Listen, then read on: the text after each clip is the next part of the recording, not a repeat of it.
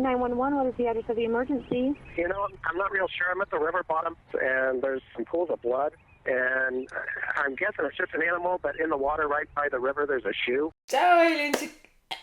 Elen, mama tukaj, oziroma Alenka Trogorlič, ker vam je bliže in ko vi to gledate, po vsej vrednosti petek, o petkih obravnavamo skoraj ziher vsakič true crime, tako da če vam to paše, soglasite še kaj na ta kanal. Nič vam ne težim, da se naročite, pa lajkajte, ampak prosim naročite se in lajkajte in komentirajte, ker to ful pomeni meni in mojemu kanalu. Danes bomo govorili o primeru iz leta 2012, ki je bil rešen leta 2014. Dogajajo se v Utahu, en izmed spet teh lepih delov Amerike, o katerih ful rada govorim, čeprav so vedno neki zločini in smrti. Natančneje v Salt Lake Cityju, zgleda tam tukole. Jaz to vedno rada vidim slikce, da si predstavljam, kako nekje je. Je pa žrtev v tem videu Annie Kasperzak.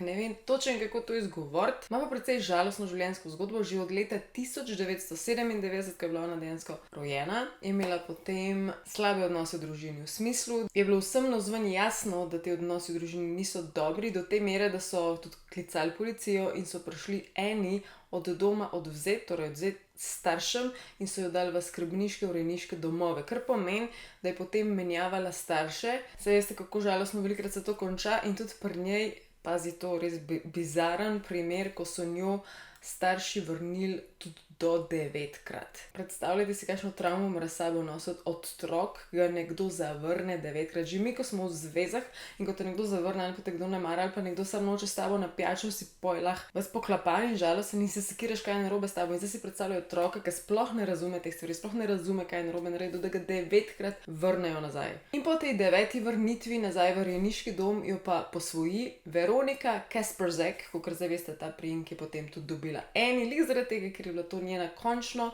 zavedno družina. Veronika je dejansko delala v rejniških domovih, je imela stike s temi otrocmi in je tudi spremljala Annie ves ta čas in je videla njen heartbreak in koliko je težko in koliko jo ves čas vračajo in koliko mora biti že traumatizirana in si rekla, pač to punčko, poleg vsega tega, koliko jih hudo sem se tudi povezala, ful sta se lepo razumele in Veronika v njej videla vse tiste čarobne stvari, koliko je ta punčka dejansko prijazna, pridna, simpatična in koliko hrepeni po družini. Annie Kasperzak je res hrepenela po družini in to bo tudi rdeča nit tega videa. Ona si noro želela svojo toplino, svojo družino, zavetje, varnost in tudi, da jo nekdo za ziher zavedno hoče. In poleg vsega tega, Annie si je res močno želela svojega otroka. Leta 2007, ko je Annie Veronika posvojila, ni bila ona sama, poleg tega, da je imela ljubečega moža, Veronika je imela tudi že enega fantka, torej enega otroka, in ko jo je v bistvu posvajala, ko je to mal daljši proces, je bila tudi že noseča. Torej, ko se je dejansko Annie Kasperzak priključila družini Kasperzak, je Veronika rodila tudi svojega drugega sina, drugega otročka, ki sta bila oba precej potem mlajša od Annie in sta jo imela za tisto veliko sestrico, zabavno, cool sestrico in sta se ful zgledovala po njej, ful so se lepo razumeli in Annie je res dobila tisto toplino v družini in vse je bilo super.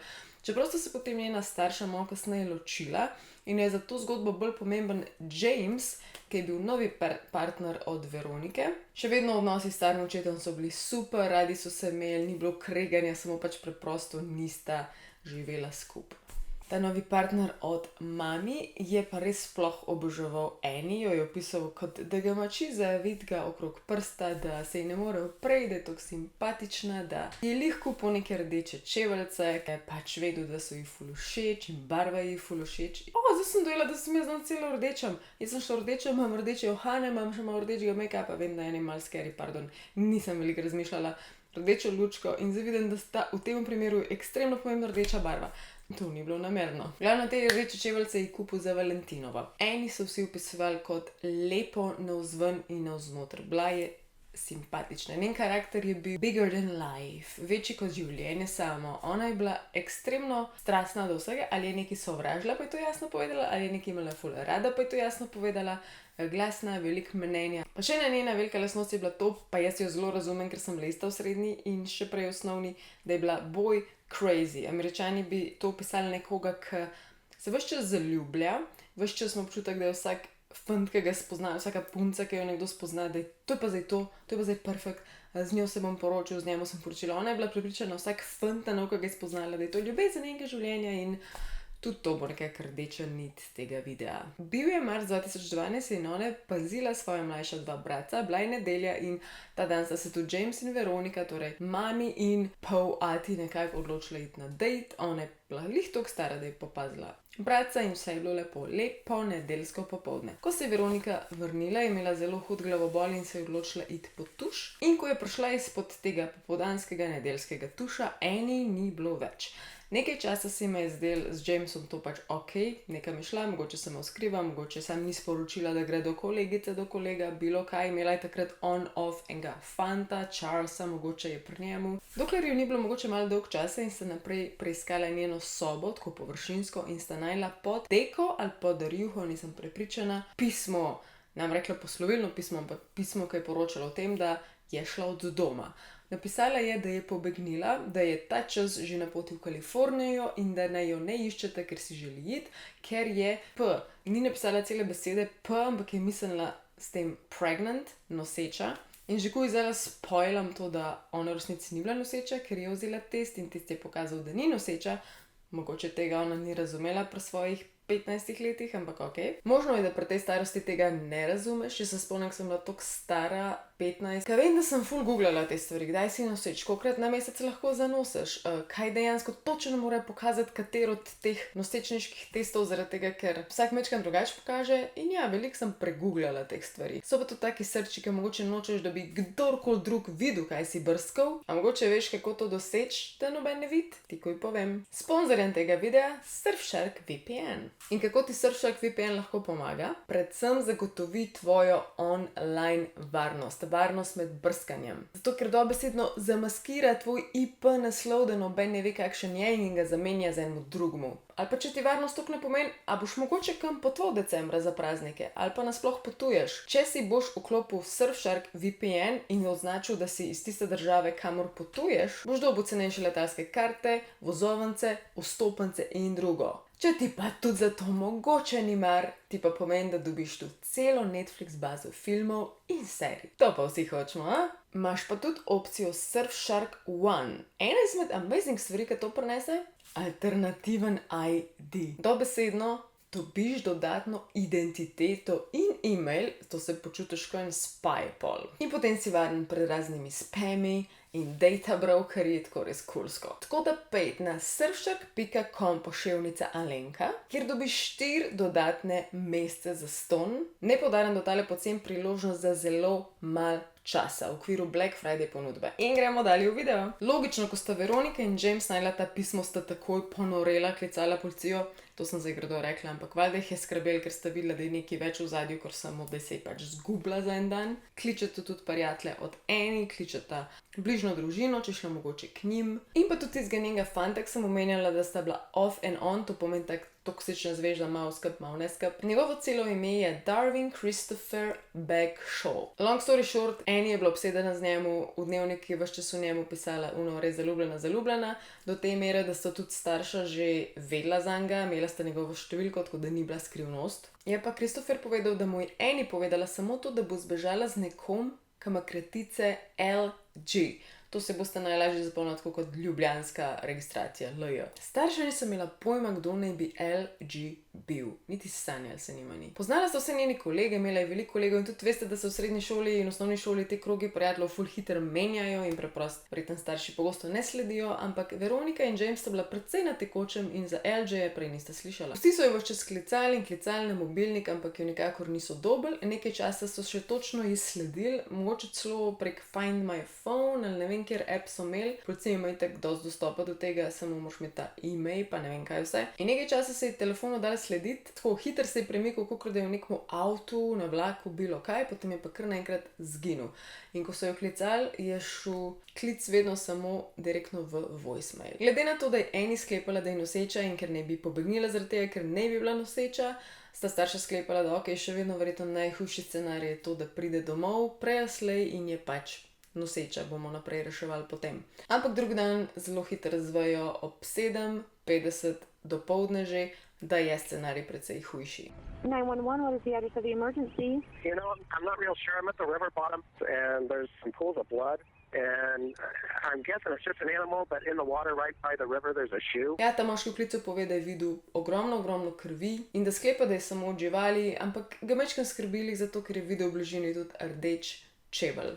In zato klical policijo. In hvala Bogu, da jo je klical, ker ko je policija prišla, je ugotovila, da če ta otoček krvi v reki takrat ni bil od živali, bo ta človek po vsej verjetnosti skrvavel. In tudi kmalu je bilo jasno, da ta kri ni živalska, so pač dobili rezultat, da je človeška. Takrat so sprožili celo akcijo, prišli so helikopterji, večinoma so še iskali takrat peš.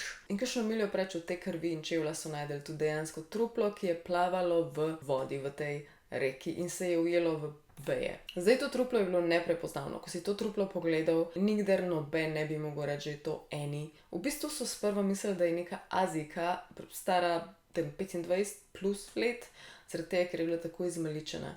Njen obraz je bil popolnoma razbit, nosu ni bilo, preprosto je bil udrt v obraz. Samo še mečkam brade se je videl, toliko je bilo nerazpoznano, toliko je bilo pretepeno truplo, predvsem glava. Ostalo niti ne, ampak glava je bila pa čist razbita. To so potem obravnavali kot čist ločen primer od Annie, ki je pobegnila in so potem tudi kmalu dali v javnost za to, da bi reševali ta krvav primer, so rekli, žrtev je taka pa taka, mislimo, da je Azijka stara tok in tok in oblečena v črtasto, belo, rdečo majico, rdeče hlače in rdeče čevlje. In ko so tudi slikali ta čevelj, da bi šlo to v javnost in sta potem na tej konferenci videla to starša od Annie, ki sta pač spremljala novice, sta rekla, shit, midva ta čevelj poznava. In sta klicala policijo, da to sporočite, ampak nista imela v mislih, da bosta zdaj izvedela, da je to Annie. Imela sta samo v mislih, da hočeta izločiti opcijo, da bi bila to Annie. Ona dva sta takrat še vedno verjela, da bo pač Annie samo pobegla nosečenca. So pa valjda šli v akcijo tudi preverjati, če je to slučajno Annie. In zelo malo po DNK-ju in po njenih zvezdicah zvedeli, da je to Annie. In edina stvar, ki so starša lahko iz tega obraza še vedno prepoznala, da bi res bila lahko Annie. Poleg rdečega čevlja je bila luknjica v bradi in kot sem rekla, ta brada je bila edina stvar, ki ni bila čisto totalno izmaličena. Valjda se je takoj sprožila preiskava in so zaslišvali prijatelje in družino in tudi tega njenega fanta. Predvsej pomoč pri tem primeru jim je bil tudi njen dnevnik. Ona je ves čas pisala dnevnik in noter je bilo vse možno, vse njene čustva, vse, kar je razmišljala in na koncu je res veliko pisala o tej nosečnosti. Ona je pisala, kot da je prepričana, da je noseča. Zdaj pa ali ni imela informacij, da bi vedela, da ni noseča, ali je dejansko bila že v iluziji in sama sebe je prepričala, da je noseča, ker kot sem rekla, ona si noro želela toplino, družino, zdrave odnose svojega otroka, lik zato, da mu lahko da vse to, za kar je bila ona prikrajšana v tem rejniškem svetu. Tudi avtopsija je tukaj že pokazala, da Annie ni bila noseča. Intervjujali so tudi Chrisa, ker je bil Chris star 14 let, je bil zraven pri intervjuju tudi njegov oče, tako da je imel neke vrste oporo in on je rekel, da sta enkrat do zdaj spala skupaj, ampak da je bilo to kakšen teden nazaj in zato verjame, da če je bila s kom noseča in on tudi je verjel, da je bila noseča, ker mu je to povedala.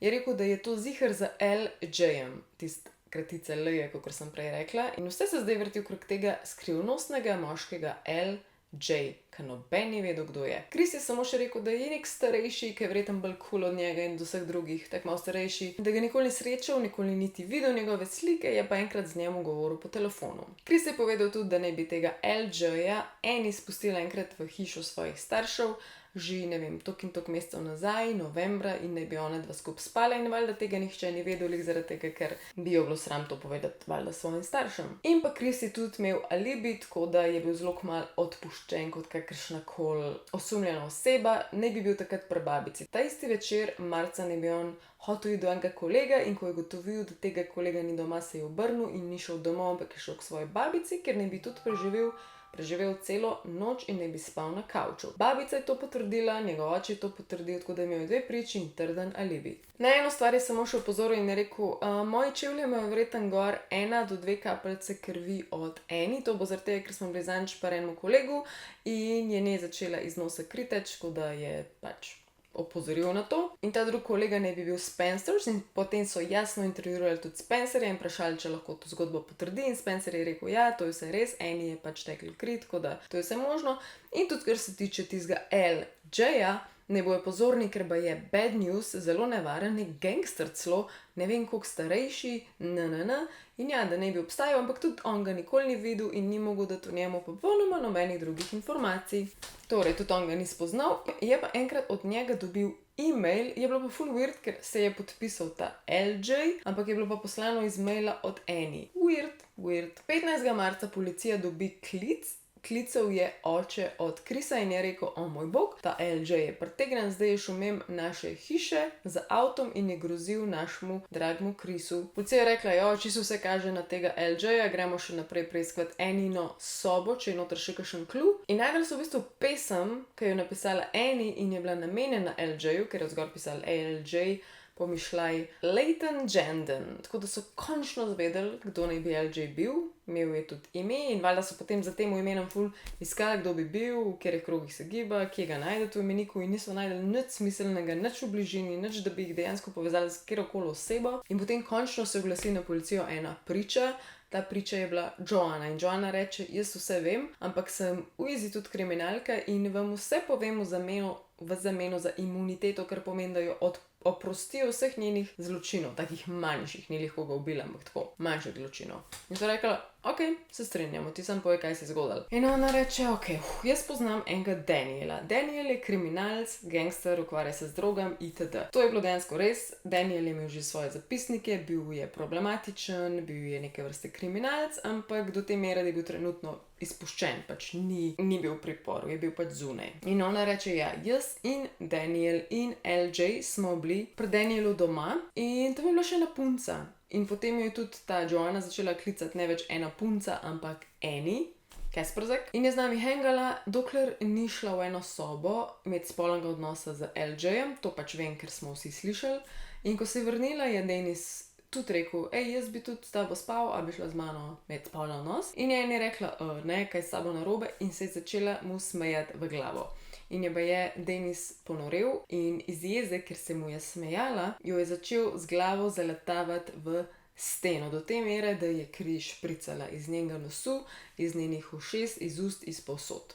Potem je rekla, da so jo te fantje, ne bi bil še eden, torej LG, Denis in pa nekdo, ki ga imenovala B, da bi jo preoblekali in potem policija reče, ok, pa kaj so jo preoblekali in je rekla, veliko rdeče barve je bilo, bila je tista rdeča bela majica, rdeče hlače, še rdeči čevlji in je valjda policija je začela to seštevati 1 + 1 je 2 in je bilo tako, ok, that makes sense. There's a lot of red. That's why I remember the most. What parts do you remember being red? Pants and shoes, and the shirt was like white red. The shirt was white and red? Yeah, the shoes. Shoes had white laces. Udarjeno v glavo, that makes sense tu, in potem naj bi jo z avtom nekam odpeljali in se vrnili brez te punce. Še prej naj bi ležala na tleh čist bleda, naj bi imela še vedno utrip, ampak naj bi fantje mislili, da je že mrtva. In pazi to, ko so šli preiskati to stanovanje, so videli, da je basically sred prenove. Tla so bila menjana, oziroma vsaj preproge so bile odstranjene in najdeli so rdeče madeže. Mislili so, da je kri in so rekli, ojoj, tle se je res nekaj zgodilo. In še to, v steni je bila dejansko udrtina, kot da bi nekdo prav v obliki glave, kot da bi nekdo nekoga zaletel tja not. In so bili ok, vse se ujema, Denisa bomo privlekali not, zaslišali in skoraj zihar imamo kriminalca. Ko je Denis prišel, sploh ni hotel odvetnika, čisto lepo je odgovarjal policiji, ampak ko so ga vprašali za Annie, mu ni bilo nič jasen, dobesedno nič jasen. Rekel sem, ok, verjetno mislite Britney, ja, Britney tako zgleda, dejansko ful v redu punca, mislim, da mu je bila celo malo všeč Britney in je ves čas sprašal, če je vse v redu z njo, da je bila nedolgo nazaj v stanovanju. Rekel je tudi, da živi s Sel in tako naprej. You just tell me straight up, man. I want to know what you have to say first. And I'll think of everything you need to know, man, because she's hella cool, dude.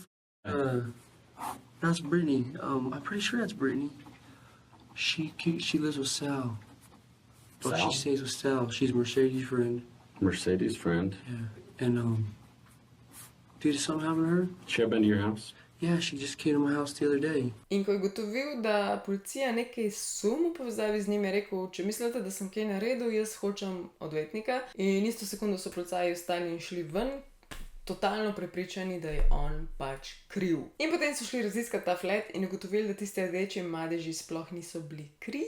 Bila je neka druga umazanija in so bili tako, Ok, nima veze, mi smo še vedno prepričani, da je Denis kriv, ker se vse ujema. In se to mečkam zakomplicira, ker se je istočasno dogajala še ena ugrabitev na podobnem območju in še en napad. Ni bila pa smrt, ampak napad in ugrabitev. In v bistvu Denis je bil kriv za tisto drugo stvar. Itak so ga sumili, da je bil za obe stvari kriv, ampak ko so ugotovili, kdaj se je tisto drugo zgodil, je dejansko Denis posledično imel alibi, ker se je oboje dogajalo istočasno in tako daleč, ker je on bil od enega kraja zločina do tistega drugega zločina, so ugotovili, da sam enega lahko dejansko naredil in tistega drugega je potem tudi priznal. Potem pa Joanna pride nazaj, tista, ki je napletla celo tisto zgodbo in reče, ja, v bistvu sem se zlagala, ker je Denis me nekaj zajebal in sem mu hotela samo vrniti. In ker je bilo itak toliko stvari od enih že javnih, je pač lahko napletla to zgodbo, ker je izvedela vse te detajle, kako je bila oblečena, itd. Tukaj bi rada sam izpostavila, ko se kdaj javnost krega, zakaj toliko malo informacij gre v javnost, včasih je zaradi tega, ker fake ljudje lahko pridejo s fake idejami, fake zgodbami in pričajo fake stvari in to je eden izmed teh razlogov. Torej, Daniel je zdaj javno spucan teh obtožb v zvezi z Annie, ampak 1 leto na tem primeru je minilo in niso bili nikjer, bili so dobesedno na začetku. Naslednje mesece so se ful menjali detektivi, mislim da